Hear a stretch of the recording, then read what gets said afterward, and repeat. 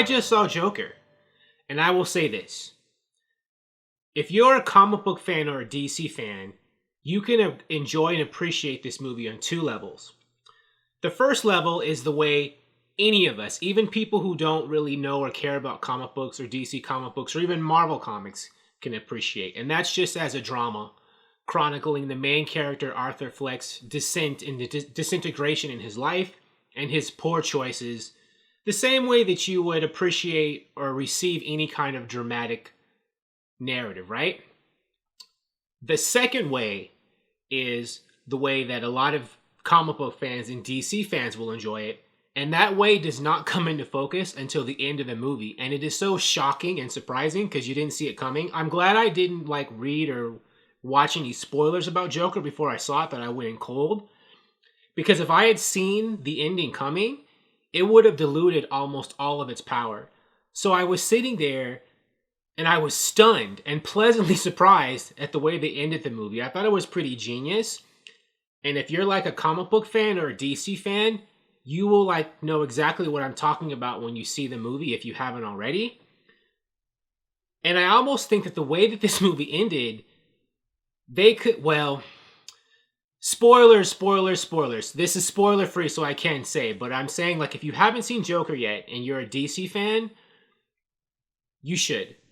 And stay till the end of the movie, because what happens, if you haven't heard, it's mind-blowing in a good way. But going into the movie itself, as I've kind of said before, it's basically a journey about a story of Arthur Fleck's journey. He is down in his luck. His job is like a clown and a side spinner. And he has mental illness. He doesn't make that much money. And because of a series of horrible, circumstances and other things, a combination of factors, his hard life and hard circumstances and his mental illness, he declines and makes bad choices and becomes the Joker. And that's pretty much the movie. I mean, and it's very well shot, very beautifully shot, well written, well acted. This is a Joaquin Phoenix vehicle. You can't tell any movie without its star, but this is a situation where everything in this movie pretty much hinges on him. All the actors in the movie do a good job. The other ones, the Frances Conroy who plays his mother, Sophie, or Zazie Beetz who plays the single mother, Sophie Dumond is her name, I think. The guy who plays Thomas Wayne, Robert De Niro who plays Murray Franklin. The other guys who play his fellow clowns in his job.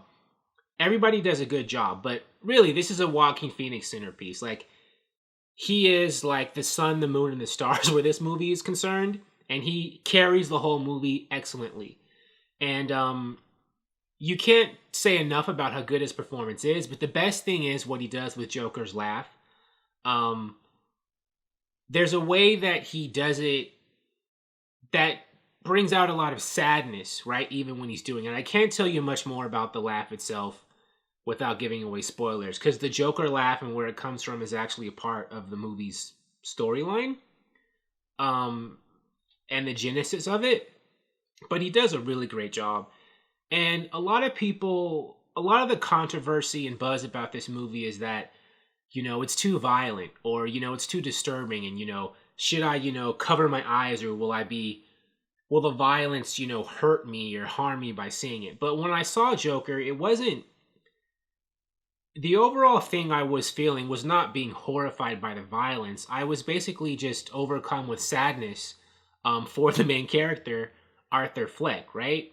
Maybe it's because I watch, action movies and horror movies all the time. Nothing in this movie I thought was that disturbing in terms of graphic.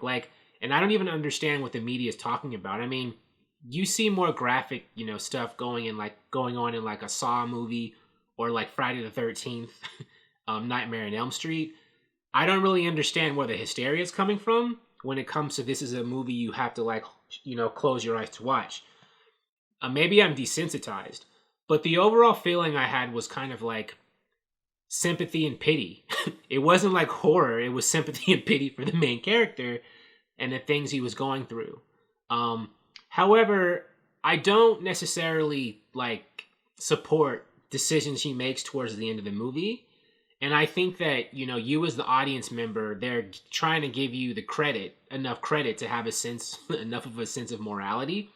Because I saw Joker basically as a tale of a man who gave up, right? Now, I don't have Arthur Fleck's life, you know, or his mental condition.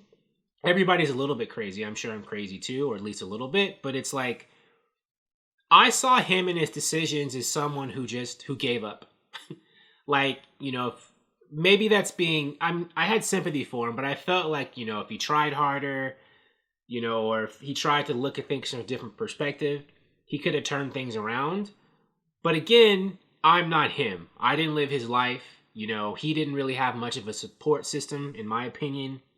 You know, if I was him, maybe I would be singing a different tune. But because I felt that it was a movie about a man who gave up, I was sad in the movie. You know, I was like, man, I'm really sad. But not in like a sad way where like, man, this movie makes me not want to watch it. It was, you know, it hooked me in that sense. Like I was thinking, you know,